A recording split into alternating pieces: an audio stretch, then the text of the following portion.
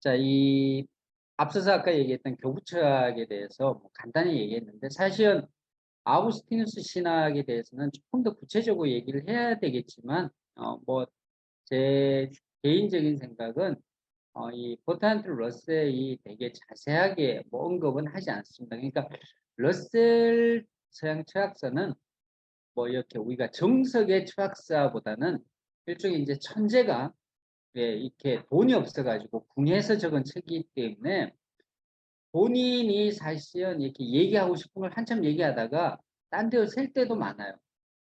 그리고 군데군데 자기 비판을 이렇게 넣어서 이렇게 아주 날카롭게 이야기를 하고 건너가는 경우도 있고, 그리고 이제 책을 적다 보면 뒤에 가면 힘이 좀 빠지니까요. 이렇게 적다가 슬쩍 이렇게 넘어가는 경우도 있고 합니다. 근데 어쨌든 본인이 이제 러셀의 논리학자고 수학자고 이제 분석철학자이기 때문에 대개 개념 같은 거는 논증적으로 이렇게 엄격하게 잘 적습니다. 그래서 이 텍스트 안에서도 이렇게 논증적인 부분에 있어서는 버트란트 러셀을 능가할 정도의 어떤 철학자는 잘 없기 때문에 그런 맥락에서는 이 책은 사실은 되게 재밌는 책입니다. 이전에 그런 얘기가 있었죠. 만약에 이제 논술 준비하는 친구가 있으면 버트란트 러셀 서양 철학사를 읽으면 만점을 먹는다. 그 얘기는 되게 논증적으로 거의 잘 돼 있고 비판적으로 잘 돼 있기 때문에 이 텍스트가 지금까지도 잘 읽히는 부분이 있습니다. 자, 2부는 이제 스콜라 철학인데요. 스콜라 철학은 영어 스쿨맨입니다. 이제 대학교가 이제 설립이 됩니다. 이제 중세가 이제 좀 안정이 되니까 이제 학교가 만들어집니다. 수도에 이제 부속 학교가 생겨나죠.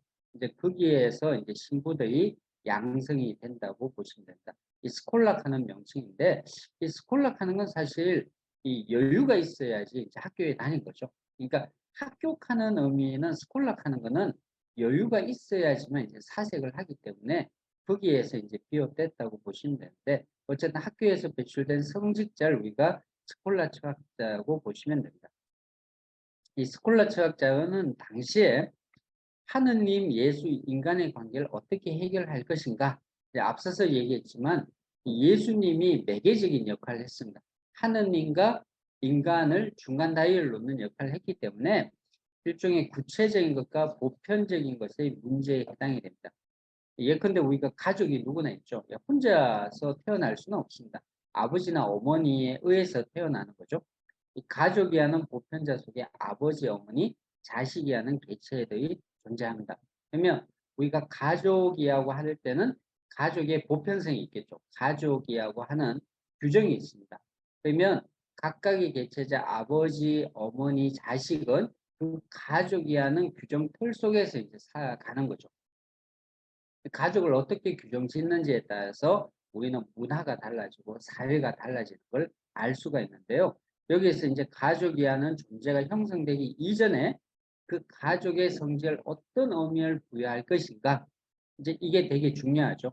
그러니까 지금은 어때요? 결혼이나 동거의 문제가 이전보다 훨씬 더 조금 달라지는 지점이 있죠. 뭐 동성애도 있고 뭐 혼자 사는 사람도 있고, 이런 지점이 중세도 마찬가지로 고민을 많이 했다고 보시면 됩니다. 앞서서 아까 얘기했지만 하느님의 아들 예수가 몸을 통해서 났는데, 이게 이제 플라톤 철학에서 보면 보편자인 선의 이데아가 있고 인간은 그걸 모방을 하는 거죠. 그러니까 이데아에 완전히 똑같아질 수는 없어요. 문제는 하느님의 아들인 예수는 하느님과 똑같은 형상을 가지고 있는데 이게 몸을 가지고 있다는 것. 이 몸을 가지고 하느님의 형상과 똑같이 있다는 것을 어떻게 설명을 해야 될까? 쉽게 얘기하면 하느님의 보편적 형상이 예수의 몸 안에 들어갔을 때 똑같은 형상으로서 존재하는 것인가? 이 부분이 상당히 이제 설명하는 것이 힘든 부분이 있습니다. 그러니까 이 개체 안에 하느님이 가지고 있는 선한 본성이 똑같이 들어가 있는가? 아니면 정도의 차이가 있는가? 이게 이제 중세에 되게 중요한데, 스피노자는 철학자 아시죠?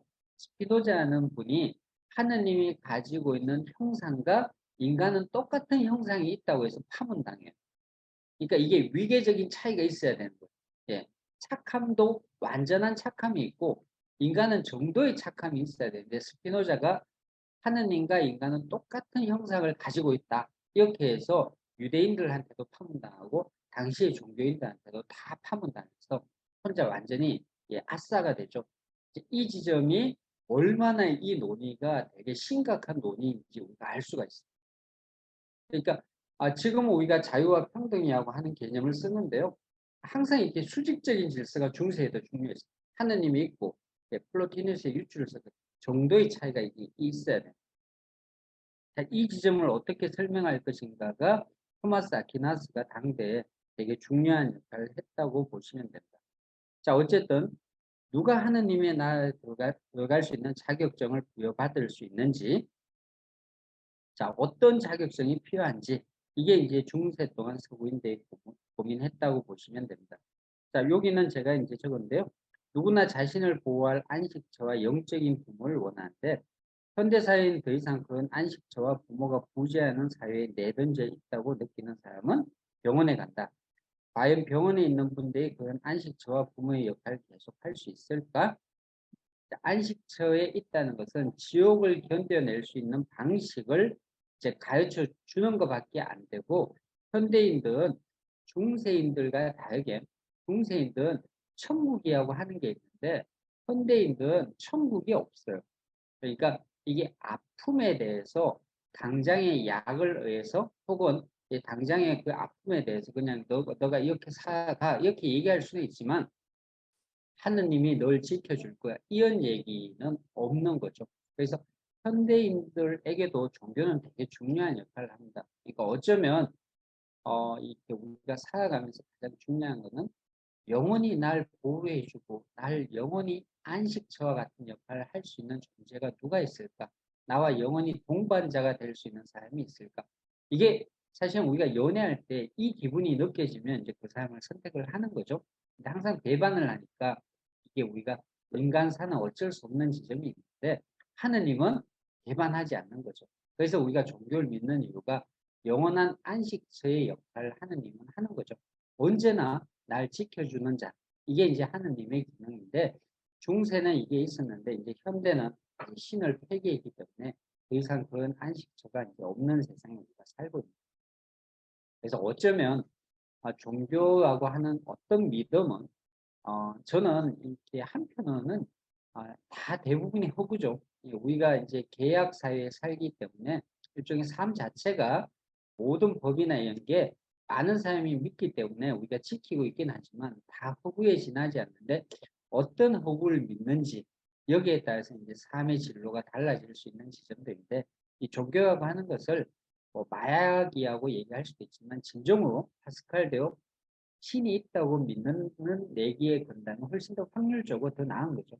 이제 그런 맥락에서 보면 중세인도 훨씬 더 우리보다 행복했을 수도 있다. 자, 그 지점을 한번 놓고 한번 생각을 해봅시다. 자, 중세에서 제일 중요한 거는 보편자 문제와 구체적인 개별성의 문제하고 얘기를 했고요. 이건 뒤에 가서 조금 더 얘기를 하고요. 자, 암흑기의 교황 체제가 이제 갈수록 이제 정상화되는 지점이 있습니다. 잘 아시겠지만, 어, 이민족들이 이제 로마나 유럽에 쳐들어왔는데요. 이분들은 군사적인 힘은 있었는데 종교가 없었어요. 그래서 이분들이 침략을 하면 다 그리스도교로 개종을 해요. 그러니까 이민족이든 로마인들이든 결국은 무엇에 의해서 통합이 됐냐면 그리스도교라는 종교를 통해서 통합이 돼요. 이게 이제 그리스도교가 가지고 있는 가장 큰 힘인데요. 이 7장에 보면 암흑기의 교황 체제라고 얘기를 하고 있습니다. 요 당시에는 상당히 사실은 이렇게 유럽은 되게 힘든 시기였고 동양은 생각보다는 되게 번창했던 이 시기라고 얘기를 하고 있습니다. 그러니까 문명적으로는 유교와 이슬람 문명은 상당히 번창을 했다고 얘기를 하면 유럽 사회는 되게 침략을 많이 당했기 때문에 되게 힘든 시기였다고 보시면 됩니다. 자, 재밌는 얘기는 이 서방에서 왕들은요 라틴을 잘 몰랐어요. 읽고 쓰는 게 없었기 때문에 지적인 권력이 없었고 이것은 신부나 이 교황 체제에 있는 종교에서만 다 가지고 있었기 때문에 이 지적인 권력을 교회에서 가지고 있었다는 지점을 좀 생각을 하면 이 두 부분이 어떻게 갈라지는지 한번 생각해 볼 수가 있습니다. 자, 여기 7장 내용은 제가 요 정도 얘기하고 8장 내용 한번 넘어가서 보시면 요하네스 스코투스의 사상인데 자, 이분의 사상은 아일랜드 출신이라고 보시면 되는데요. 스코투스는 아일랜드는 당시에 지식과 교육에 대한 갈망이 아주 뜨거운 곳이었다고 얘기합니다. 위대한 학자나 종교가들은 토양 없이는 자랄 수 없다고 보시면 되는데요. 이성을 신앙 위에 두었다고 얘기합니다. 그러니까 이 당시에 이성을 신앙 위에 두었다는 얘기는 뭐냐면 이성에 의해서도 이렇게 하느님의 진리를 밝혀낼 수 있다고 얘기합니다. 그러니까 이성에 의한 진리가 있고 계시에 의한 진리가 있는데 원래 초창기에는 계시에 의한 진리만 우선적으로 봤는데 이성과 계시를 분리하는 지점이 이때부터 이제 확장이 됩니다. 그러니까 이성에 의해서 진리를 알 수 있다는 게 근대 과학과 근대 철학이 탄생되는데 되게 중요한 역할을 합니다. 그러니까 중세인들은요, 이성을 포기하지 않습니다. 그러니까 끊임없이 자신이 스스로 생각을 해서 신 존재를 증명하려고 했어요. 이게 이제 중세인들이 가지고 있는 가장 중요한 자유로운 어떤 활동이었다고 생각을 하시면 됩니다. 여기에도 펠라기우스주의자가 아주 중요한 역할을 하는데요. 인간이 죄를 짓는 것은 죄인으로 태어나서가 아니야. 죄를 짓기로 자발적으로 선택했기 때문이다. 이게 이제 요하네스 스코투스의 사상이기도 합니다. 그러니까 이 펠라기우스는 이단이라고 취급을 받기도 하지만 자유의지를 강조하는 입장에서는 펠라기우스의 주장은 상당한 설득력이 있습니다. 그러니까 죄는 나의 죄지 부모의 죄에 의해서 내가 죄인이 된다는 것을 용납하는 것이 쉽지가 않습니다. 그러니까 이 지점이 이 스코투스도 얘기하는데 자, 앞서서 아까 제가 아우구스티누스 얘기했는데 아우구스티누스가 이렇게 반박을 합니다. 인간이 자유의지를 가지고 있지만 최초의 인간이 아담과 하와만이 진정한 자유를 가지고 있다고 말할 수 있다. 아담과 하와의 범죄로 인해 그 후손이 죄에 대해 책임을 가지게 되었다고 말한다. 최초의 타락의 결과로 죄에 오염되었다는 것이 아우구스티누스의 논점이다. 그러니까 일종의 이제 유전적인 질병과 같습니다. 죄는. 그러니까 인간이 아버지 죄가 나에게도 계속 유전이 된다는 거죠. 인간은 죄의 본성을 가지고 태어나면 죄의 본성이 인간을 오염시키고 죄스러운 행위를 선호하는 본유의 편견을 가진다는 것이 아우구스티누스의 입장이었다. 이 실존주의자 중에 케구하는 철학자가 있습니다. 이 아버지가 바람을 피워서 애를 낳아요. 그 죄가 자기한테 있다고 생각해서 파혼도 하고 결국 약혼했는데 결혼을 끝까지 안 합니다. 그러니까 이런 어떤 아우구스티누스적인 사고방식이 케구에게도 있는 거죠. 그러니까 우리가 가끔 내가 안 되는 게 조상 탓이 아닐까? 조상 때문에 내가 이렇게 잘못된 게 아닐까? 뭐 한국엔 뭐 이렇게 돌 믿으시니까 뭐 이렇게 얘기해서 제사 지내게 하는 게 한동안 유행한 적이 있는데 결국 조상의 죄가 나에게 영향을 미친다는 게 요즘도 한국 사회도 가끔 있습니다. 이런 것들이 서구에도 중세에도 아우구스티누스는 아담의 죄가 자식에게도 계속 유전이 있다. 그래서 뭐 어쩌면 이 얘기가 완전히 틀린 말은 아니죠. 아버지 어머니가 가지고 있는 유전적 질병이 자식에게 미치잖아요. 그러니까 그렇게 생각을 해보면 뭐 완전히 허무맹랑한 얘기는 아닐 수가 있는데 그건 뭐 신체적 질병과 그다음에 그와 같은 영혼의 죄까지 얘기하는 것은 좀 별개의 문제일 수는 있는데 어쨌든 아우구스티누스는 하느님의 은혜가 아니면 인간이 선을 선택하고 행할 수 있는 능력은 회복할 수 없다 이렇게 얘기해서 이 펠라기우스적인 지점이 있고요. 아우구스티누스적인 지점이 있습니다. 그러니까 자유의지에 대해서 펠라기우스는 죄는 나의 죄고 나의 자유의지에 의해서 선택을 하기 때문에 자유의지를 훨씬 더 강조한다면 아우구스티누스는 자유의지가 있지만 최종적으로 어쨌든 신의 은총에 의해서 죄의 사함을 받을 수 있다고 해서 조금 더 정도가 다른데 나중에 펠라기우스는 이단으로 이제 취급이 된다. 이단이 됐다는 얘기가 없어진 건 아니에요. 이 근대에 다시 이게 이제 부활합니다. 근데 중세까지는 이단으로 취급을 받았다고 생각을 하시면 됩니다.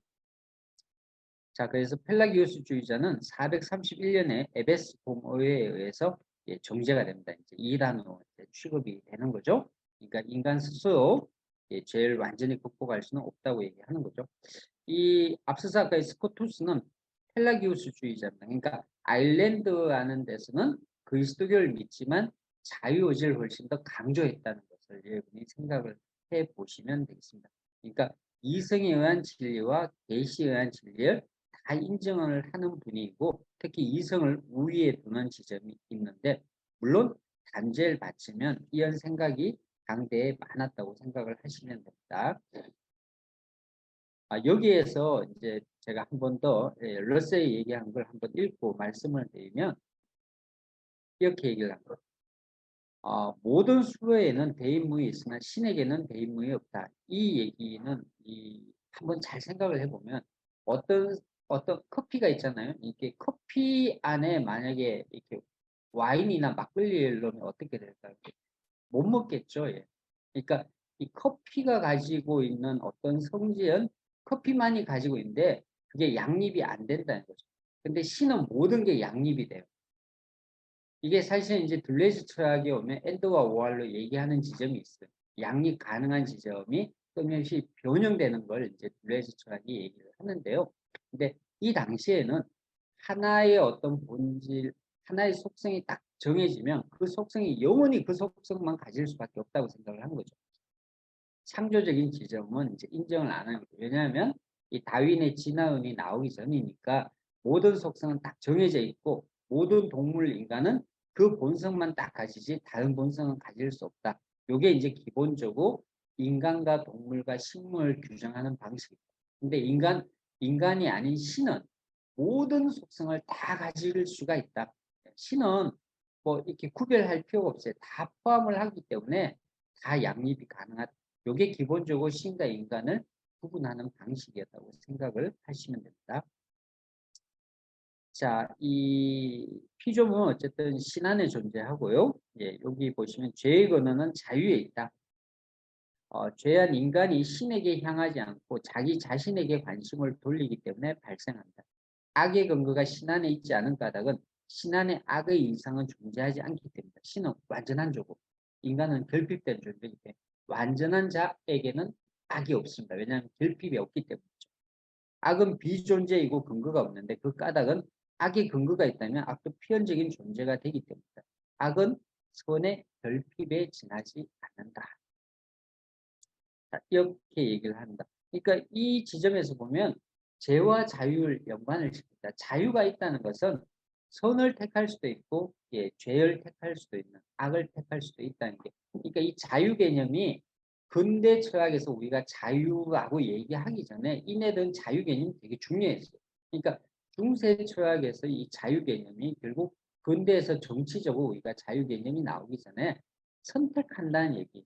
그러니까 우리가 이게 육아에 의해서 얘기하는 지점과 다르게 인간이 선택에 의해서 선과 악을 행동할 수 있다는 지점에 대해서 엄청난 갑론을박이 있었다는 지점, 이 부분도 한번 생각을 해보시면 좋을 것 같아요.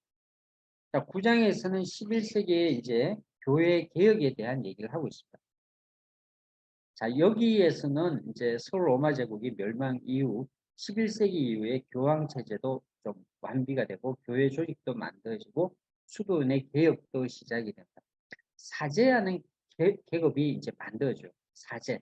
사제가 계급이 된다는 얘기입니다. 이전에는 계급이 없었는데 그래서 우리가 그 스탕달 책 아세요? 적과 흑 이렇게 얘기하면 그러니까 이게 이 일반 평민 아이가 성공하기 위해서 두 가지 길밖에 없어요. 사제로 가거나 아니면 군대 가거나 두 가지밖에 없는 거죠. 왜냐하면 두 가지 권력이 가장 중요하다는 걸 스탕다에 보여주기 때문에 적과 흑이하고 얘기를 하죠.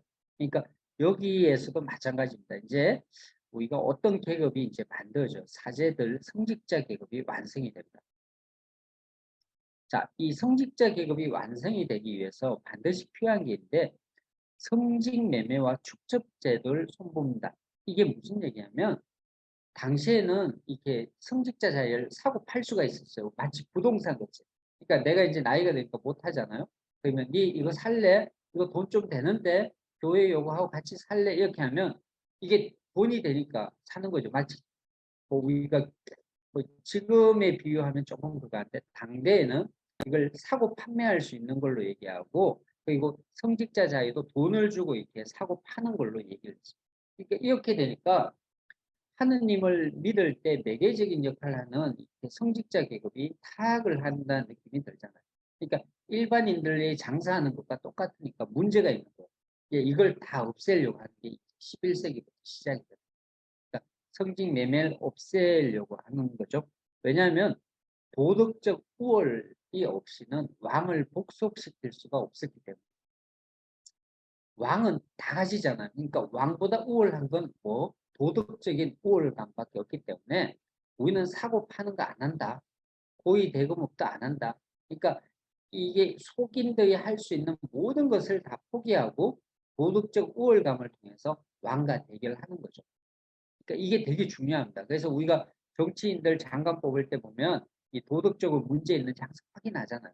이게 결국 이제 정치인이 된다는 것이 종교인은 아니지만 도덕적으로 다른 일반 시민들보다 우월한 것이 있어야 되는데 똑같다고 생각하면 비난받는 거죠. 그러니까 이 지점이 한국 사회에서 여전히 작동이 되고 있습니다. 한국 사회는 육아의 전통이 많기 때문에 도덕적 우월성을 무엇보다 강조한다. 예. 그럼 뭐 좌파 우파 관계없어요. 다 도덕적 우월감이 되게 중요합니다. 이게 유교적인 전통이 한국 사회에 남아있기 때문에 훨씬 더 마키아벨리즘적인 게 있지만 부터는 도덕적 우월을 훨씬 더 강조하는 지점이 있습니다. 어쨌든 도덕적 우월 없이는 왕을 복속시킬 힘이 없었기 때문에 하나를 포기하고 다른 하나를 얻는 방식이죠. 그렇죠? 우리 맛있는 거 먹고 싶잖아요. 통닭 먹고 싶은데 살찌잖아요. 그러니까 날씬해질래? 예, 맛있는 거 먹을래? 하는 것과 마찬가지요.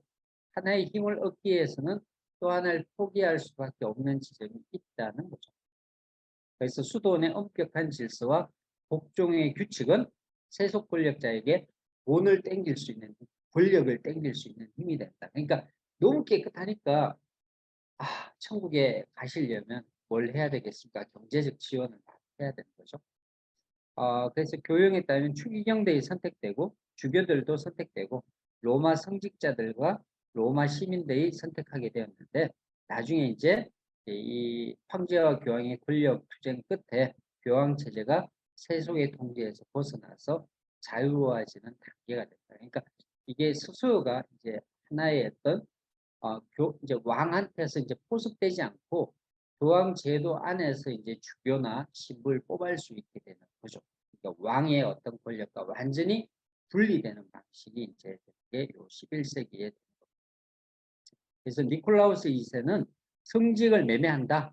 이거는 절대 안 된다. 이렇게 얘기합니다. 단 소급 적용은 하지 않는다. 이렇게 합니다. 이제 성직을 사고 팔 수 있는 건 아니죠. 그래서 뭐 예컨대 요즘 따지면 교회나 뭐 이렇게 성당이 되게 잘 된다. 이거 하나 살래? 돈 주고 이제 사고 파는 거죠. 요즘 따지면. 근데 요 때부터 이제 이걸 반대하고 이제 거부한 거죠. 자, 그래서 어쨌든 이 부분에 대해서 재밌는 거는 당시에 교황과 상인계급과 하청계급이 한편이 되고 대주교와 하위 성직자가 귀족이 한편이 되어서 싸웠다고 얘기를 합니다. 그러니까 교황은요 성직 매매를 못하게 하기 위해서 하층민들은 그걸 좋아했어요. 왜냐하면 깨끗한 걸 좋아하니까. 원래 없는 사람인데 깨끗한 걸 좋아해요. 있는 사람들은 그걸 소유하기 위해서는 부패한 것을 당연하게 생각을 해요. 그래서 우리가 가진 자들은 살짝 썩어도 된다고 생각하는데 없는 자들은 깨끗해야 된다는 생각이 있어요. 이 강박에 가깝게. 근데 이 당시에 이제 상인이나 하층 계급은 성직자들이 가장 도덕적으로 우월하길 원했기 때문에 성직 매매를 반대하고 성직 매매로 부를 축적했던 대주교나 하위 성직자 귀족은 당연히 원했던 거죠. 그래서 이 나눠서 당시에 갈등이 많았다고 얘기를 합니다. 그리고 글레고리 7세는 이때부터 성직자의 도덕적 우월성을 유지하기 위해서 어떤 걸 주장하느냐? 독신으로 살아야 한다고 주장을 했다. 이러니까요. 성직자도 뭐 난리가 났습니다. 왜 나는 장가를 뭐 가면 안 되냐 했는데 평신도들이 100% 찬성을 합니다. 그래 너희들은 장가 안 가야 돼. 응? 이렇게 얘기가 된 거죠. 그러니까 이게 그냥 신부님들이 지금 교훈을 안 하는 게 아니고 당시에 도덕적 우월성을 유지해야지만 예, 나머지 왕이나 귀족이나 속인들에게 정말 우리가 하느님을 모시고 있다는 걸 보여주기 위해서 결국 독신으로 살기에 이제 강요하고 이제 성직자가 된다는 것은 곧 독신이다. 이런 생각이 물론 이제 근대는 다시 이제 교회에서는 이제 이 목사님들 교훈을 하지만 이때는 이제 독신이 자리를 잡았다는 얘기는 그 이전에는 성직자들이 교훈을 했다는 얘기죠. 이제 그 지점을 이제 생각을 해 보시면 평신도들은 압도적인 지지를 했습니다. 교훈 안 해야 된다 이렇게 얘기를 했습니다. 자, 이런 지점을 우리가 이제 생각을 해 보시면 여기에 이제 안셀무스가 11세기에 되게 중요한 신존재 증명을 하는데요. 이분은 데카르트, 라이브니츠, 칸트, 헤겔까지 되게 중요한 역할을 하는데 이런 얘기를 해요. 우리는 신을 생각할 수 있는 가장 큰 대상으로 정의한다. 신이 가장 크다. 어떤 사유 대상이 존재하지 않는다면 그것과 똑같으면서도 존재하는 다른 사유 대상이 더 큰 대상이 된다. 그래서 사유의 모든 대상들 가운데 가장 큰 대상이 존재해야 하는 까닭은 그렇지 않으면 더 큰 대상이 가능할 것이기 때문이다. 그 무엇이는 존재한다. 무슨 말인지 모르겠죠. 얘기는 내가 생각을 할 때 가장 큰 존재가 반드시 있어야 된다. 가장 큰 존재가 있어야 되고 그 존재를 넘어서 또 생각하면 안 되고 가장 완벽하게 큰 존재가 반드시 있어야지만 그 존재를 우리가 신이하고 생각을 해야 된다. 이게 이제 사실은 이제 이렇게 플라톤의 이제 그 아리스토텔레스가 얘기하는 제3의 인간 이제 역설과 같은데요. 내가 신을 생각하는데 신보다 더 높은 또 존재가 있다. 이렇게 생각하면 안 된다는 거죠. 그러니까 신은 가장 큰 대상이고 신보다 더 큰 대상은 없기 때문에 반드시 신은 존재할 수밖에 없다. 이렇게 얘기를 하고 있습니다. 뭐 어쨌든 신을 이성적으로 믿게 하기 위해서 세상에서 가장 큰 대상이 있다. 우리가 사유를 할 때 선생님들이 한번 생각을 해보세요. 세상에서 가장 큰 대상이 뭘까? 그 대상이 곧 신이다. 이렇게 생각을 하시면 됩니다. 내가 이성으로 생각할 수 있는 그러니까 내가 생각한 큰 대상보다 더 큰 대상이 있다면 그건 신이 아닌 거죠. 더 큰 대상, 완벽하게 큰 대상이 있다. 그게 곧 신이다. 그게 이제 이성적으로 사유하는 방식이라고 얘기를 합니다. 10장에서는 이슬람교의 문화와 철학에 대해서 얘기를 하는데요. 이슬람은 뭐 십자군 전쟁도 있지만 사실 이슬람은 뭐 이렇게 우리가 생각을 해보면 이 당대에 되게 영향을 많이 주고 십자군 전쟁에 의해서 이렇게 아테네가 가지고 있던 로마와 그리고 아테네가 가지고 있던 그 이교도적인 문화나 철학이 십자군 전쟁에서 다시 유럽에 유입이 되면서 르네상스가 일어나죠. 이 르네상스가 이게 허네상스가 이게 부활된다는 얘기인데 부활한다는 것은 고전의 문화가 다시 생성이 된다고 보시면 되겠습니다. 자, 여기 보시면 러셀이 얘기했던 걸로 이렇게 얘기됩니다. 서울 로마 제국은 북방의 야만 민족이 침략하고 그들은 대부분 그리스도교를 개종했지만 동로마 제국은 이슬람 교대의 침략으로 붕괴되며 그리스도교가 아니라 이슬람의 문명으로 발전한다. 그러니까 동쪽 지역은 아랍인의 약탈은 영구적인 직업이 되며 정복은 종교가 아니라 약탈과 재물이었다. 그들은 세금도 적고 광신의 요소도 약했기 때문에 대다수의 페르시아인들은 이슬람교를 개종하면서 더욱 열정적으로 믿고 그들로 인해 이슬람교는 종교로 정착했다. 창시자 무하마드가 상인계급이었으며 상인계급이 존중받았다. 왜 이렇게 상인계층이 존중받기가 되게 어려운데 이슬람 계급들은 상인을 되게 존중을 했어요. 그러니까 이 당시, 그러니까 보통은 이 농민계층이 중심이 되는데 상인계층이 중심이 됐다는 게 되게 특별한 종교적인 어떤 추기라고 볼 수가 있습니다. 어쨌든 이분들은 그 사막 지역에 살고 유목을 하니까 이렇게 유목 지역에 먹을 게 없잖아요. 약탈하니까 더 많은 재산을 축적하시니까 이게 재미가 붙은 겁니다. 그러니까 약탈이 곧 직업이 되는 게 이제 이슬람교가 확장이 되는데 되게 중요한 역할을 했다고 보십니다. 자, 아비세낙 하는 분만 오늘 여기서 제가 10장에서 이슬람교 문화와 철학에서 얘기를 하면, 이분은, 잠시만요.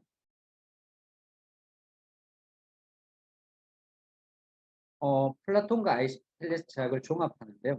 이렇게 얘기해요. 사유가 형상된 일반성을 만들어낸다. 사유와 분리된 보편자를 믿지 않는다.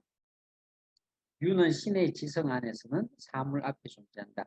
자, 요걸 제가 좀 쉽게 얘기하면, 자, 우리가 이제 고양이를 만든다. 고양이를 창조하기 위해서는 고양이라는 관념이 먼저 있어야 돼요. 그러니까 내가 집을 설계한다고 하면 집이 있기 전에 집의 설계도가 먼저 있어야 되는 거죠.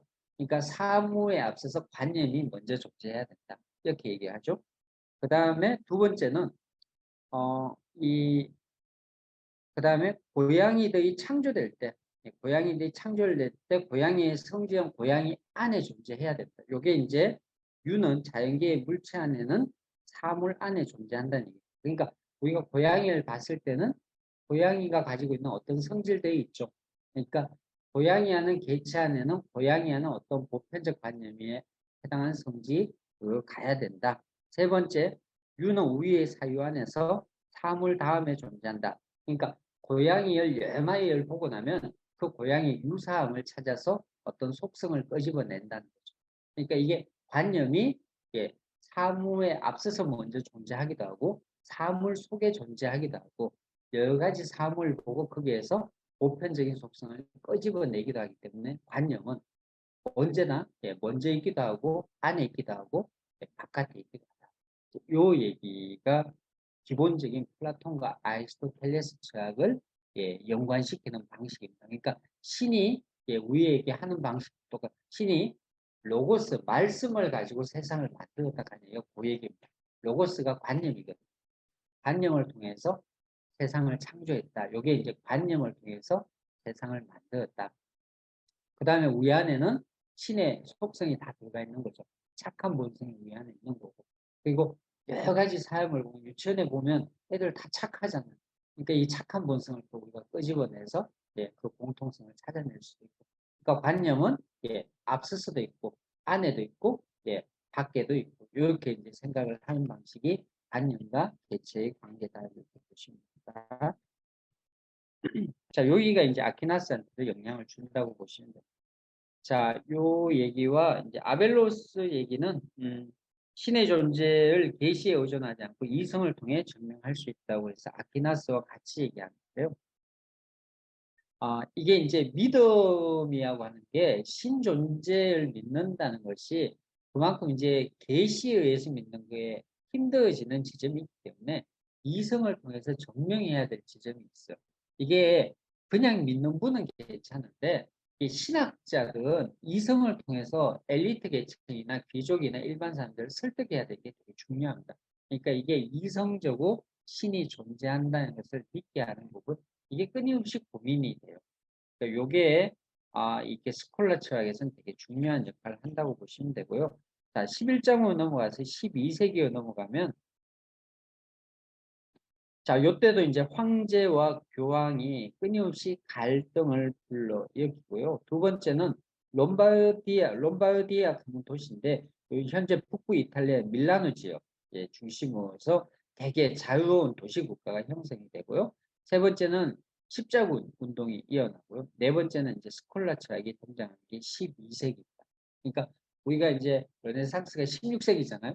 그러니까 12세기니까 이제 이 십자군 전쟁이 요때부터 되니까 긴 세월 동안 십자군 전쟁이 있고 그 전쟁의 여파에 의해서 르네상스가 이어난다고 생각하면 십자군 전쟁이 오히려 그리스도교를 붕괴시키는데 되게 중요한 역할을 합니다. 자, 이렇게 러셀이 얘기한 중세시대의 기이한 현상 가운데 하나는 독창적이고 창조적인 시대였으면서도 당사자들은 그 사실을 알지 못했다는 것이다. 이 얘기는 대개 이성을 통해서 어떤 것들을 얘기를 많이 했습니다. 자, 그렇지만 제가 봤을 때는 러셀도 그런 얘기 하는데요. 독창성보다는 플라톤과 아리스토텔레스 철학에서 한 발자국도 벗어나지 못한 게 중세입니다. 그러니까 데카르트가 나는 생각한다고 얘기하면서 근대 철학의 출발점을 열기 전에는 중세까지는 여전히 플라톤과 아리스토텔레스 철학에서 한 발자국도 못 벗어난다. 그러니까 중세의 철학은 일종의 플라톤과 아리스토텔레스를 가르친 교수나 교사였다고 생각을 하십니다.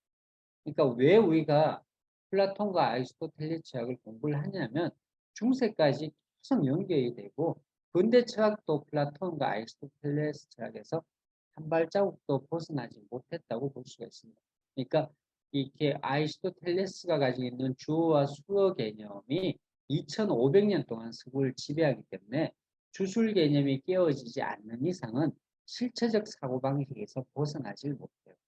그게 현대 와서 버트란트 러셀이 세운 논리학을 만들기 전에는 힘들어진다. 그러니까 인간은 언어나 분석 철학에서 얘기하지만 우리가 결국은 사유할 때 언어의 힘을 빌릴 수밖에 없기 때문에 언어 구조에 의해서 결국은 타인과 설득을 하기 때문에 어떤 언어 구조에 매여 있는지에 따라서 사유 방식이 완전히 달라질 수밖에 없습니다. 자, 여기 보시면 글레고리우스 7세 시대부터 13세기 중葉까지 교회와 세속 군주들 사이에 벌어진 권력 투쟁이 중심이 됩니다. 자, 교황 권력이 이제 정대되고 주교도의 지위는 점점 약해집니다. 자, 교황 선출은 이제 세속 군주의 지배에서 자유로워지고 성직자들은 대체 교회 개혁 이전보다 도덕성을 훨씬 갖추게 됩니다. 이제 이때부터 장가가면 안 되고 독신, 땅 유지하고 성직 매매하면 안 되고 이러니까 딱 계급이 이제 형성이 되는 거죠. 성직자가 되면 되게 이제 안정적인 생활을 하면서 하느님을 모시면서 존경을 받을 수가 있는 거죠. 결국 우리가 해겔 말대 인정 욕구가 있기 때문에 누군가에게 어떤 식으로 인정을 받는 것은 삶이 살아가는데 되게 중요한 힘이 되거든요. 그러니까 이 성직자들한테 어마어마한 인정 욕구를 채워주는 게 성직자 계급이라고 보시죠. 자, 러셀은 여기서 황제권에 맞서 종교세력이 강화되며 종교인들은 과거보다 도덕적 권위를 더욱 갖추게 되고요. 이 롬바르디아라고 해서 아까 제가 밀라노라고 얘기를 했는데 황제에 대항해서 모두 자유로운 도시가 됩니다. 이 자유도시의 발흥은 교황과 황제 사이에 벌어진 기나긴 투쟁에서 이뤘던 최후의 가장 중요한 결과였다. 그러니까 이 자유도시가 나중에 네덜란드에 공화정이 생기고 거기에서 데카르트나 스피노자나 홉스나 이런 사람들이 거기에서 정치나 철학을 이제 공부를 하게 되거든요. 그런 의미에서 보면 이 자유도시는 황제로부터도 자유로워지고 교황의 힘으로부터도 좀 자유로워지는 중립적인 도시였다고 생각을 하십니다. 그래서 이 도시들은 새로운 권력을 형성하게 되고 이 도시 권력은 결국 경제적 진보의 결과이자 새로운 정치 형태의 원인이 됩니다. 그리고 이런 도시 형태가 잘 아시겠지만 나중에 뭐 다빈치나 이런 사람이 나올 수 있는 되게 결정적인 역할을 하는 거죠. 문학, 예술, 과학에서 최고의 높은 수준에 도달하게 됩니다. 왜냐하면 종교적 권위도 황제의 권위도 약하니까 내 마음대로 생각을 할 수가 있는 거죠. 이게 결국은 근대 사회의 어떤 발단이 된다고 보시면 되고요. 파탈리노 운동이 여기에 일어납니다. 밀라노에서. 민중 종교개혁 운동인데 타락한 성직자를 비판하고 첩과 교훈을 하는 것을 거부한 기술자 상민 농민들이 파탈리노하는 지역에서 일으킨 종교개혁 운동인 1858년입니다. 그러니까 이 성직자가 교훈하는 것을 철저히 이렇게 비난을 합니다. 그러니까 성직자 입장에서는 괴롭죠. 교훈을 못하게 하니까. 그러니까 깨끗하기를 원하는 거예요. 이걸 원하면 이걸 보여야 이렇게 얘기를 하는 게 카탈리나 운동이었고 이게 민주주의의 시초가 된다고 보십니다.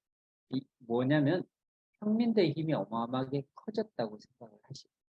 귀족이나 왕의 힘이 아니고 평민들이 성직자 너희들 깨끗하게 살아야 된다 이렇게 이제 주장을 하는 거죠. 그리고 도시의 통치자들을 시민들이 선출하는 정치 체제를 만들어낸다. 그러니까 그래서 이 롬바르디아의 어떤 혁명이나 개혁은 되게 중요한 역할입니다. 나중에 이제 자유주의적인 운동이 일어날 때 중요한 역할을 한다고 보십니다. 그래서 이 종교개혁 이후에 잉글랜드나 네덜란드의 상인계급처럼 청교도주의와 흡사한 종류의 이단 사상이 여기에 많이 채택이 되고 대표적인 인물로 단테와 보카치오 같은 분이 여기에서 나온다고 보십니다. 단테는 잘 아시죠? 예. 자, 십자군 전쟁은 앞서서 아까 제가 얘기했지만 교황대의 권력 정강을 위해서 유대인들을 어마어마하게 학살합니다. 왜냐하면 이슬람과 교역을 다 빼앗기 위해서 이 당시에 유대인들이 상공업을 된 교역을 했는데 이 십자군 전쟁을 하면서 결국 예수님을 죽인 것은 너희다라고 해서 종교적으로 다 박해하고 재산을 다 빼앗고 결국 유대인들이 어마어마하게 죽습니다. 모든 상권을 다 잃게 된다. 그러면서 이제 그리스도인들이 이슬람과 교역을 할 수 있는 시초점을 만들고 그러니까 밑바닥에는 그와 같은 것이 같이 작동해요. 그러니까 교황은 사실은 종교적인 게 있을지 모르겠지만 그 당시에 뭐 다른 계층들 그리스도교의 어떤 귀족이나 상공 계층들 이 당시에 유대인들이 가지고 있는 상권을 빼앗자 이게 이제 결합이 돼서 어마어마한 학살이 일어났다고 보시면 자 스콜라 철학이 등장이 되는데요. 예, 아까 얘기했던 스콜라 철학이 이제 신앙의 범위에 갇혀 있고, 예, 스콜라 철학은 신앙의 한계 내에서 아리스토텔레스의 권위를 인정하고요. 변정법을 되게 중시합니다. 예, 모순을 근본 원리하는 문답법이고요. 그 모순에 해당하는 문답법이 헤겔, 막스 이런 사상가들과 같은 맥락이라고 보시고 보편자의 문제가 등장이 되는 시기였다고 보시면 됩니다. 요 당시에 잘 아시겠지만 이제 로마시는 교황과 황제에게 독립하기 위해서 뭐 아흐날도라는 분을 초청했다고 하는데 대개 당시의 종교인들 중에는 너무나 청렴한 분들이 많았어요. 그래서 이분도 부동산을 소유한 성직자와 영지를 보유한 주교들, 재산을 소유한 수도자 등 구원을 받을 수 없다고 주장을 했어요. 어떻게 됐을까요? 황제와 교황에 의해서 화형에 처해집니다. 너무나 깨끗한 걸 주장하면 안 돼요. 예, 적당히 통각도 먹고 예, 적당히 이렇게 해야 되듯이 어떤 사람이 너무 깨끗하게 살겠다고 주장하면 조금 더러운 사람들이 그게 용납할 수가 없어요. 세상은 예, 살짝 불순물과 섞이는 지점이 있어야 되는데 자기가 힘이 없이 그러니까 항상 그래요. 도덕적으로 내가 어떤 걸 주장하고 싶으면 반드시 힘을 가지고 주장을 해야 되는데 힘이 없는 상태에서 그런 주장을 하면 그렇게 된다고요. 마키아벨리의 군주론에도 예, 피렌체에서 사브나롤라가 그 피렌체 국민들의 힘을 받아서 성직자인데 예, 지도자가 되죠. 근데 너무나 깨끗하게 하는데 경제가 엉망이 돼요. 결국은 예, 몇 년 지나지 않아서 광장에서 화형에 처해집니다. 그러니까 이 마키아벨리가 그때 공무원을 했기 때문에 자기도 그때 쫓겨나요. 그러면서 군주론을 적게 되는데 그걸 알기 때문에 아무리 자기가 도덕적으로 청렴하다고 하더라도 힘을 가지지 않고 도덕적으로 청렴한 거는 예, 아무 소용이 없다. 즉 그걸 뼈저리게 느낍니다. 그래서 모세와 같이 예, 힘을 가지고 종교적 활동을 하는 것은 가능한데 군사력을 가지고 만약에 군사력이나 어떤 힘이 없이 종교적인 얘기를 하는 것은 소용이 없다. 요게 이제 이분도 결국 예, 황제와 교황이 뭐 이런 사람이 다 있어 말도 안 돼. 이렇게 해서 다행히 처해집니다. 천국에 갔을까요? 안 갔을까요? 네, 갔겠죠. 네. 네. 예수님도 뭐, 예, 뭐 재산을 안 가진 자만 날 따라오라고 했는데 이 교회 권력은 이미 재산을 축적을 해야지만 성직자 계급이 유지가 되기 때문에 부의 축적은 어쩔 수 없어요. 이 지점이 예수님과 교회는 달라요. 예수님은 재산이 없는 삶을 살았다면 교회는 재산을 갖고 있어야 유지가 되기 때문에 모두 뭐 나머지 종교 재단도 마찬가지입니다. 그러니까 조직을 운영을 한다는 것은 재산이 없이는 유지가 안 되기 때문에 이제 이게 현실적인 부분이죠. 이상과 현실이 충돌을 하는 부분이라고 보시면. 자, 스콜라 철학은 이성의 활동이 되게 자유롭고 활력이 넘쳤습니다. 왜냐하면 변정법적으로 얘기하면서 자신이 기존의 이론에 대해서 끊임없이 비판할 수 있는 게 스콜라 철학의 특징입니다. 그러니까 이성을 통해서 어떤 문제점이 있으면 그것이 결점이 있으면 끊임없이 예, 논박을 하고 논쟁을 통해서 창과 거짓을 밝혀내려고 했기 때문에 물론 신이라고 하는 전제 하에서 얘기했지만 끊임없이 예, 신은 보이지 않으니까 어떤 논쟁도 가능했던 게 스콜라 철학이라고 보시면 됩니다. 다만 문제는 과학에 대해서는 무관심하고 관차에 대해서도 관심이 없었다는 것을 생각을 하셔야 됩니다. 자, 여기에서 뭐 삼위일체서에 대한 얘기는 생략하고요. 여기서 12세기에 제일 유명한 철학자 겸 수녀가 등장이 되는데 아벨라르와 엘로이즈라고 합니다. 잘 아시겠지만 아벨라르는 엘로이즈의 과외 선생이었는데 두 사람이 과외 선생을 하다가 이 10대인 엘로이즈하고 눈이 맞아서 둘이 성적 관계를 맺습니다. 이게 삼촌이 이 사실을 알고 아벨라를 거세해 보입니다. 아주 사실은 이게 이제 임신을 했다는 사실을 알고 나서 이렇게 각자가 수도원에 있으면서 잘 해결해서 결혼을 하려고 했는데 아벨라가 배신을 했다고 숙부가 생각을 해서 야, 나가지가 없는 놈이네 이렇게 해서 거세를 하는 바람에 두 사람이 영원히 헤어지게 되죠. 근데 엘로이즈가 이 수도원에 있었는데 그 어떤 경제적으로 되게 공공한 상황에 빠지게 돼요. 근데 아벨라가 자기가 가지고 있는 수도원의 땅을 엘로이즈에게 기증을 합니다. 그래서 그 수도원을 살려놓고 아벨라가 죽고 나서 엘로이즈도 나중에 똑같이 그 같은 무덤에 묻히게 됩니다. 그래서 중세에 아주 막 이렇게 러브 스토리가 알려져 있는 게 아벨라와 엘로이즈의 이 12년 정도의 간격으로 묘지에서 두 사람이 묻히게 됩니다. 슬프죠. 예, 지금 같으면 뭐 있을 수 없는 일인데, 당시에는. 근데 뭐, 아이 선생하고 이 러브스토리 있는 것도 좀 지금 같으면 문제가 있는 거죠. 근데 어쨌든 뭐 두 사람이 좋아하다가 이렇게 됐는데, 아벨라는 변정법에 아주 탁월한 능력을 가지고 있었죠. 예. 성서 외에는 모두 잘못될 수 있다고 주장을 했습니다. 사도나 사제도 이 되게 중요한 역할입니다. 그러니까 성서 말고 나머지 것은 다 거짓일 수 있다고 얘기를 해요. 그러니까 이게 신뢰나 믿음 체계가 성서 말고는 없다고 얘기합니다. 이게 결국 루터가 종교개혁을 통해서 더 이상 이제 신부 믿지 말고 성서를 통해서 직접 하느님을 접하면 된다는 게 개신교거든요. 이게 지금 아벨라르한테 어느 정도 이제 나오는 지점입니다. 그 다음에 태초에 말씀이 있었다. 이게 맹목적인 확신을 통해서 얘기를 할 수가 있고, 재밌는 거는 사물들 속에 수어가 있다고 얘기할 때 이 사물 속의 수어는 낱말들의 수어에 지나지 않고 진정한 사물들이 가지고 있는 속성은 아니다. 뭐 이런 얘기를 합니다. 그러니까 이게 우리가 다 유명론자라고 얘기를 해서 성부와 성자와 성령이라고 하는 것은 이음에 지나지 않는다. 신은 하나밖에 없다. 그것은 이음을 부여한 것에 지나지 않는다. 이게 되게 언어 분석 철학적인 시조가 굉장히 되는 거죠. 우리 말 때문에 되게 많이 싸우잖아요. 근데 사실 실물 본 적이 없는데 말 때문에 싸울 때가 많잖아요. 이게 이제 이 중세 때는 되게 심각한 부분이었습니다. 왜냐하면 아무도 신을 본 사람이 없는데 성부와 성자와 성령을 계속 나눠 싸우는 거예요. 근데 진짜 신이 진짜 보면 웃지 않을까요? 근데 인간은 어쨌든 그걸 나눴으니까 이걸 어떻게 설명할 것인가에 대한 얘기가 있는데 이 아빌라이 같은 경우는 그거는 그냥 이어에 지나지 않는다. 이렇게 얘기를 하는 거죠. 되게 충격적인 얘기죠, 당시에는. 자, 어쨌든 이런 방식을 통해서 이야기를 하고 있고요. 이렇게 성자인 베르나르두스도 종교적 진리를 추이가 아니라 주관적 체험과 명상 속에서 추구하고 교황 체제는 세속에 의해 너무 빠져 있다고 해서 혐오합니다. 요즘 교황은 어때요? 세속적인 일 안 하잖아요. 그러니까 힘이 빠져서 그래요.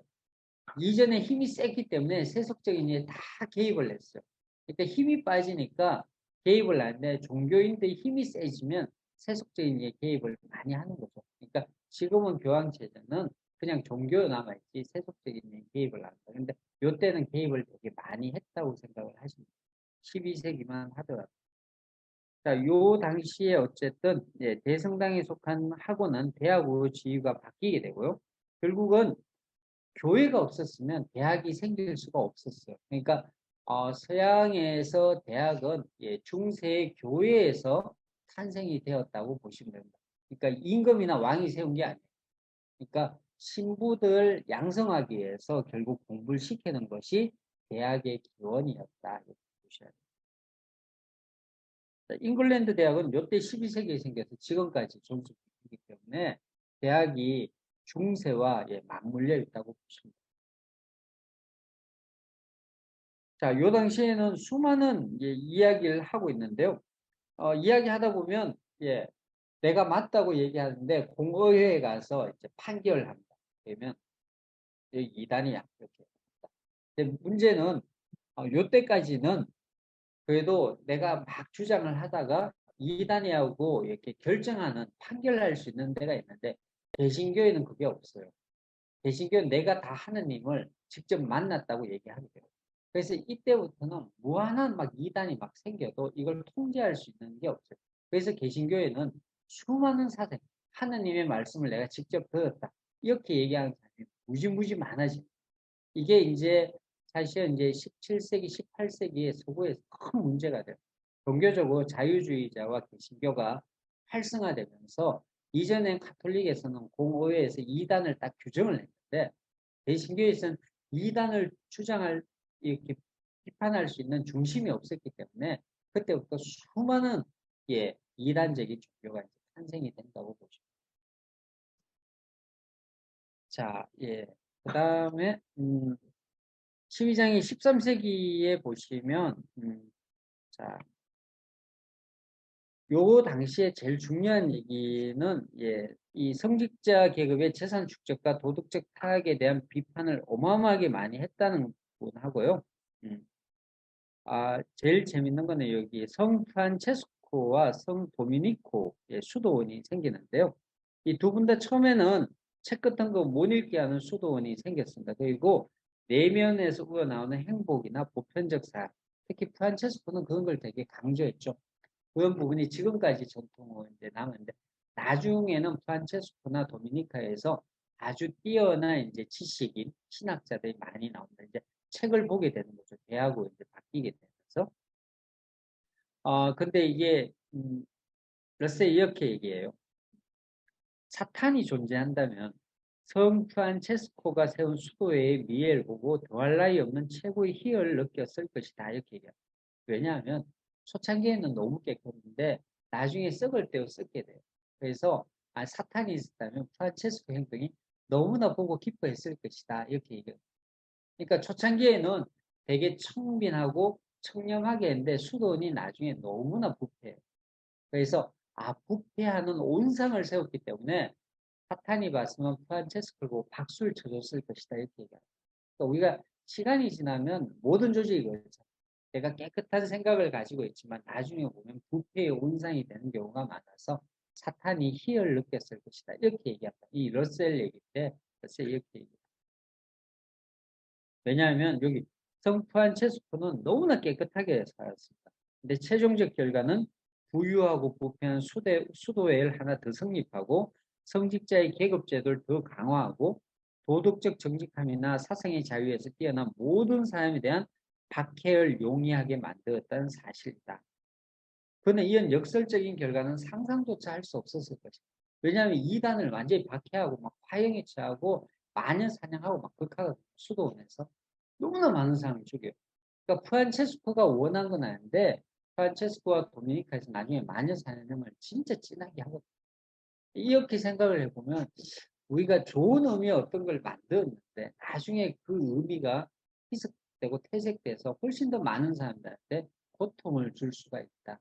요게 이제 이 러셀이 이제 비난을 하는 지점인데 아마 사탄이 봤으면 너무나 좋아했어요.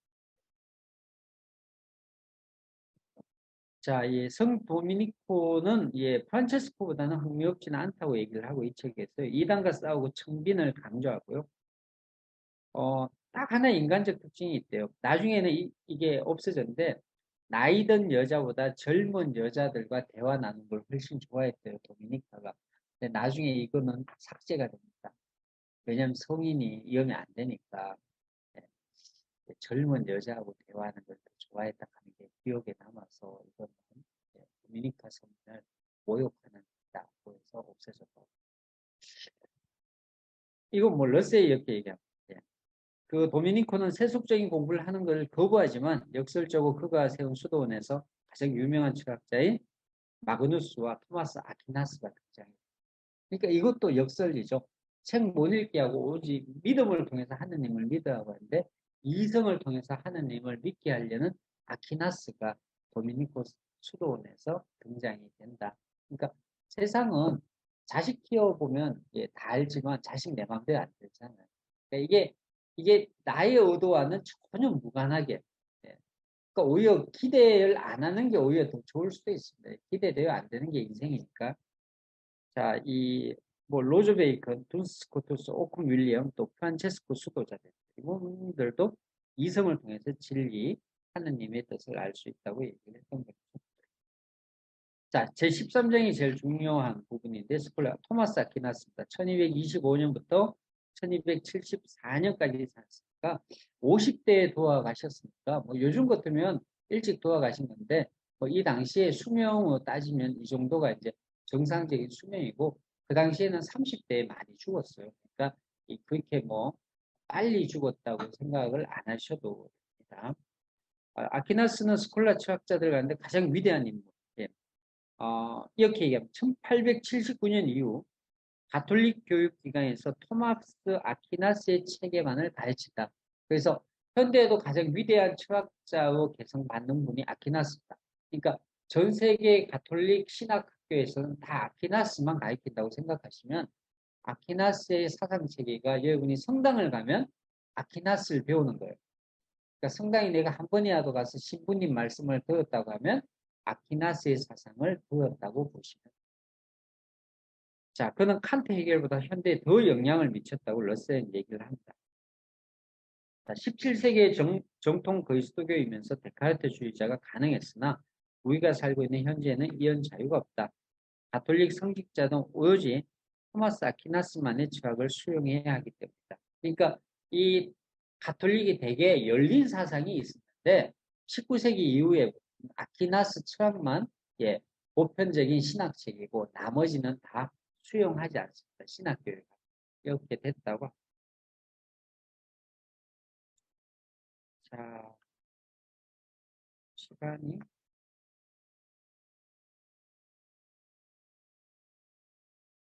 자, 여기 보시면 아퀴나스는 기본적으로 설득을 통해 아리스토텔레스의 체계가 그리스도교의 철학의 기초로서 플라톤 체계보다 더 낫다고 얘기를 하고 있습니다. 이제 그 지점이 아마도 이제 아퀴나스가 봤을 때 이제 개체에 대한 중요성, 보편자보다 개체에 대한 중요성을 이제 넘어갑니다. 이제 개체 안의 보편성이 같이 이제 언급을 해야 되기 때문에 개체와 보편성의 관계를 얘기하기 위해서 아리스토텔레스 체계를 이제 가지고 온다고 보시면 되겠습니다. 자, 뭐 그다음에 여기 보시면 몇 가지 이제 신존재 증명에 대한 얘기가 있는데 이렇게 러셀이 이야기를 합니다. 신앙은 무지한 사람들, 젊은이들, 실생활 여념이 없어 철학을 배울 여유가 없는 사람들에게 필요하다. 이런 사람들이 계시만으로 충분하다. 그냥 믿으시면 돼요. 예. 굳이 막 철학 공부 안 하셔도 돼요. 예, 신학 공부.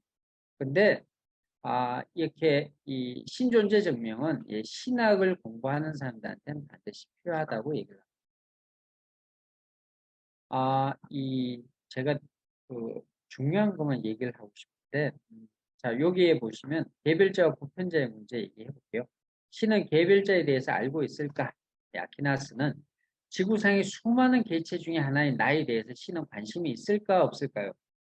아퀴나스는 신은 모든 개체에 대해서 관심이 있다고 해요. 한 명도 빼놓지 않고 다 관심을 가진다고 얘기를 합니다. 이걸 이제 배워야 되는 거죠. 이게 이제 신부님들이 여러분을 다 사랑하는 이유가 하느님이 한 명도 빼놓지 않고 다 관심을 가진다고 얘기를 하고 있습니다. 네. 신은 개별자의 원인이며 신은 제작자이고 신은 우연히 한 시간 밖에서 우연을 지켜보기 때문에 신은 우리의 의지를 알고 있다. 신은 하찮은 사물조차도 다 아는 것은 완전히 하찮은 것은 하나도 이 세상에 없기 때문이다. 모든 게 다 소중한 존재이기 때문에 신은 모든 존재에 대해서 다 관심이 있다고 얘기합니다. 자, 신에게도 의지가 있습니다. 신은 기쁨과 즐거움과 사랑으로 가득 차 있고 신은 아무도 미워하지 않습니다. 신은 한 명도 미워하지 않습니다. 다 사랑합니다. 가능할까요? 예, 이경생. 자, 행복은 하느님을 명상하면 궁극의 행복에 도달합니다. 감각적인 것에서는 행복에 이어진 것. 그러니까 여러분이 관념을 하느님의 선함만 생각하면 얼굴이 막 행복해요. 저는 교회나 성당에 다니는 분들이 아침 기도하고 나면 얼굴이 너무 좋아 보이더라고요. 정말로 저분들은 진정을 믿고 계시는가 보다 생각이 듭니다. 얼굴이 너무 편해 보여요. 그러니까 그게 사실은 하느님을 명상하는 것이 인간에게는 이렇게 착함에 대한 이 자기 안에 이제 충분히 이제 펼쳐주고 있습니다. 아퀴나스가요, 간통을 해서는 안 되는 이유가 뭔지 밝히고 있는데, 왜 그러냐면, 자식을 키우기 위해서는 간통을 해서는 안 된다고 얘기합니다. 자, 혼인 관계의 유지의 이유는 또 자식을 혼내기 위해서 혼인 관계를 유지해 아버지가 자식을 혼내야 되겠다. 아버지가 필요하다고. 그다음에 성교는 죄가 되지 않습니다. 이게. 왜냐하면 자식이 있어야 되고 교훈을 해야 또 아이가 생기기 때문에. 근데 건친 교훈은 안 된대요. 왜 안 되는지 아세요? 너무 자주 성교를 하기 때문에.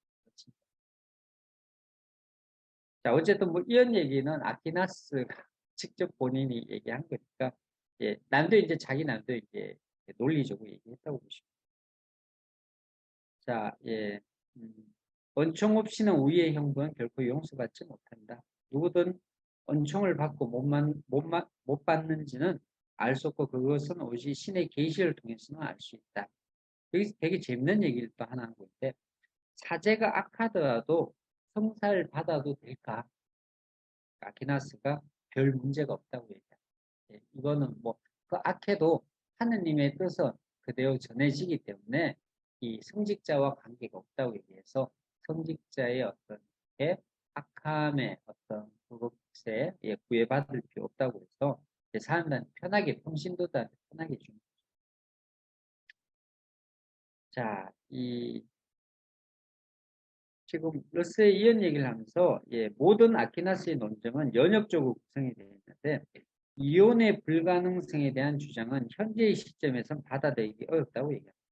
그러니까 남성이 있어야지 아이를 혼내줄 수 있다고 얘기하는데 이성과 거의 남성이 뛰어나기 때문에 안 된다는 것은 받아들이기 어렵다. 그러니까 남자와 여자를 동등하게 봐기 때문에 여성이 혼내줄 수도 있고 하기 때문에 남성이 없다고 해서 아이를 혼내줄 수 없다는 것은 수용할 수 없다. 과연 무엇 때문에 이혼이 안 된다고 말할 수 있을까에 대해서 이렇게 러셀 여기에서 이야기할 수 없다고 이야기합니다. 어쨌든 뭐 요것은 당시의 신학적인 방식에서도 실생활에 대해서 관심이 많았다는 것을 여러분이 아시면 되겠습니다. 자, 14장에서 프란체스코 수도의 스콜라 철학자에 대한 얘기를 하는데요. 자, 이때부터 이제 근대 과학이 탄생될 수 있는 지점을 얘기합니다. 자, 베이컨은 시험도 중시하고, 그 다음에 지리학에 관한 책도 남겼는데, 이게 누구에게 영향을 주지 아세요? 콜럼부스에게 영향을 주었다고 얘기를 합니다.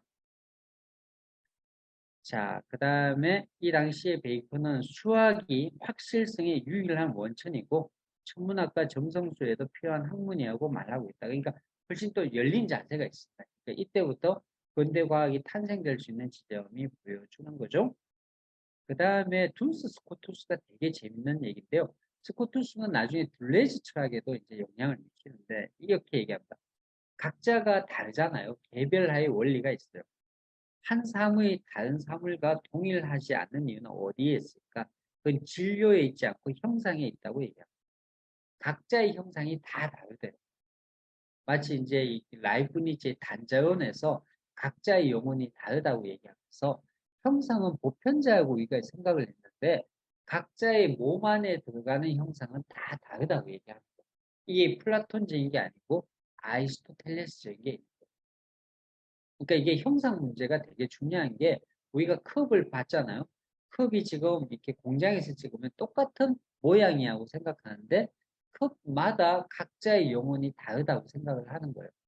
그러니까 이 인간이 다른 것은 진료에 있는 것이 아니고 각자가 가지고 있는 사유나 정신이나 영혼에 있다고 해서 데카르트가 탄생할 수 있는 어떤 사유의 지점이 요때 이미 스코투스가 얘기를 하는 거죠.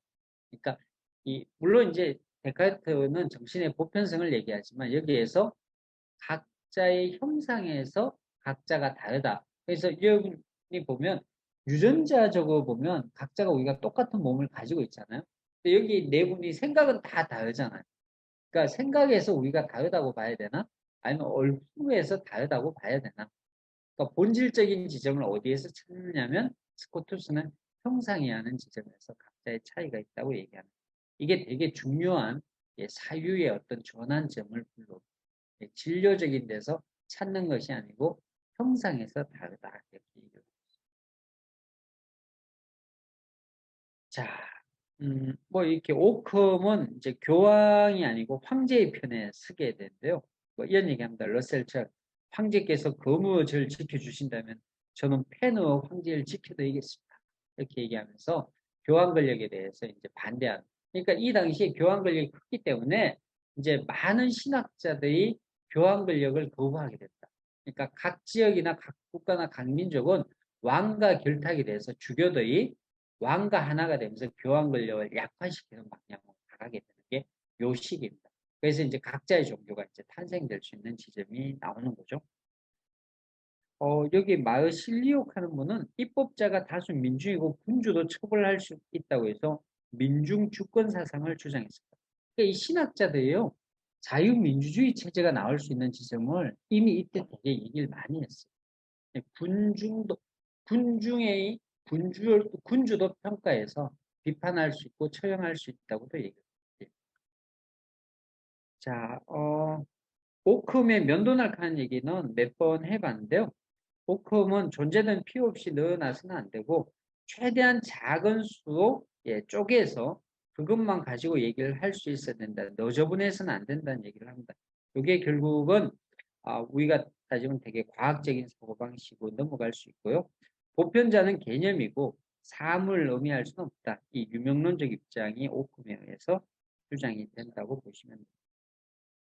자, 최종적으로 15장에서 교황체제가 이제 퇴색됩니다.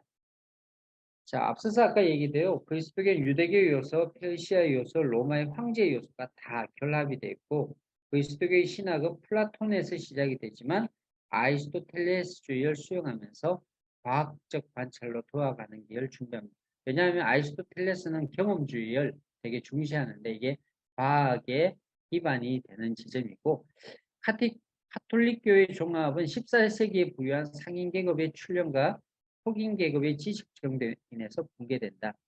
되게 중요한 게 중상계층들이 돈이 생겨서 하나의 계급이 되면서 이제 왕을 중심으로 얘기하면서 교황 권력을 약화시키고 또 이네들이 공부를 하면서 라틴을 신부들만 이렇게 지식을 이제 이렇게 가지고 있는데 그걸 일반 계층들도 지식을 가지면서 너가 아는 것이 틀릴 수도 있다는 것을 이제 이야기하면서 이제 이 교황이나 신부 권력을 지식 권력을 약화시키고 그러니까 우리가 루터가 했던 가장 큰 그 일 중에 하나가 라틴어 된 성경을 도구로 번역을 해서 누구나 읽을 수 있게 만들거든요. 그러니까 지금이 왜 중요하냐면 구글이나 네이버나 다음을 통해서 모든 지식이 평준화되고 있어요. 이전에는 교수가 유학 갔다 오면 한 10년 이상, 20년 써먹을 수 있었어요. 왜냐하면 유학 안 갔으니까 교수가 얘기하는 게 되게 선진 지식이라고 생각했는데 지금은 구글로 검색하면 교수하고 동시대에 논문을 볼 수가 있으니까 교수의 지식이 앞서 있는 게 아닌 거죠. 그러니까 지금은 훨씬 더 수평적인 지식의 수준이 있기 때문에 학생들이 굳이 학교에 가서 공부할 이유가 없을 정도 지식이 이제는 이제 균형이 평준화가 되어 있는 사회가 된 거죠. 이런 지점이 결국은 이제 우리가 얘기하는 권력의 작동 방식이 변할 수 있는 지점이 이제 탄생이 된 게 네트워크 시대에 이제 됐다고 볼 수가 있습니다. 자, 요게 결국은 도시가 부유한 도시가 황제와 교황에게 저항하면서 국가주의와 민주주의가 탄생될 수 있는 지점이 생겼습니다. 이 교황청을 세금 징수 기관처럼 보았기 때문에 도덕적 권위도 상실되고 그 다음에 14세기는 정직하고 진지한 사람들은 교황청이 너무나 돈을 밝혔기 때문에 같이 갈 수가 없어요. 그러니까 진실되게 하느님을 믿고 싶지 교황청에 세금 내고 싶지 않은 게 요 시대, 그러니까 15세기였다고 보시면 됩니다. 자, 그다음에 화약이 중앙정부의 권력을 강화하고 세운 인문학이 부여한 상인계층을 중심으로 싹트기 시작합니다. 그래서 플라톤과 아리스토텔레스를 신학에서 벗어나서 온전한 플라톤과 아리스토텔레스 철학을 배우자. 이게 이제 르네상스 시대하고 생각을 하시면 되겠습니다. 자, 그래서 마지막으로 보면 세계는 더는 눈물의 골짜기나 내세우 떠나는 고통스러운 순례의 장소가 아니야. 이교도의 기쁨을 위해 명성과 아름다움과 모험을 향해 떠날 기회를 제공하는 장소로 나타났다. 이제 모험을 막 떠나고 항해도 막 하는 거죠. 과거 공포의 대상들이 더는 공포를 불러일으키지 못했으며 정신은 새로 맛본 자유에 도취되었다. 도취는 지속될 수는 없지만 짧은 순간이나마 공포심을 차단했다. 이렇게 기쁨에 찬 해방의 순간 속에서 건대가 탄생하게 됐다. 자, 마지막으로 제가 여기 정리한 거 읽어보면 중세는 교회 제도의 특이점이라고 할 수 있습니다. 교회에서 교황의 권력과 수도자들의 선한 행위, 신학자들의 이성적인 교의 등을 통해서 일반 시민과 왕의 권력을 중재하는 역할을 했습니다. 동양에서는 결코 볼 수 없는 관계죠. 이 관계를 통해서 종교하는 특이점이 중세와 근대를 연결하는 중요한 특징이 있음을 알 수가 있습니다. 종교의 여러 사상과 행위는 민주주의 이용과 행위를 낳는 초석이 됨을 어렴풋이 알 수가 있습니다. 끊임없는 논쟁과 설득 과정은 현재 민주주의에서 정치인들의 논의의 싹을 볼 수 있고 재산과 인격의 정당성이 어떻게 확보되어야 하는가는 주장은 존 로크의 재산권의 논의가 어떻게 나올 수 있는지를 볼 수가 있습니다. 가장 근본적인 근대 사상의 토대가 중세의 종교적인 논쟁에서 싹트고 있음을 알 수가 있습니다. 우리는 자유와 평등에 대한 개념이 근대에서 그냥 나온 것이 아니야. 종교적인 투쟁과 논리에서 나왔음을 생각해 볼 필요가 있습니다. 따라서 중세의 교회 제도에서 파생되어 나온 신학자들과 교황 및 수도원은 우리의 현재 삶에서도 중요한 자양분의 역할을 하고 있음을 알 수가 있습니다. 사실은 내용이 너무 방대해서 사실은 하나하나 조금 얘기하면 좋은데 제가 조금 개괄적으로 그냥 세기별로 이렇게 좀 정리를 해서 말씀을 드렸습니다.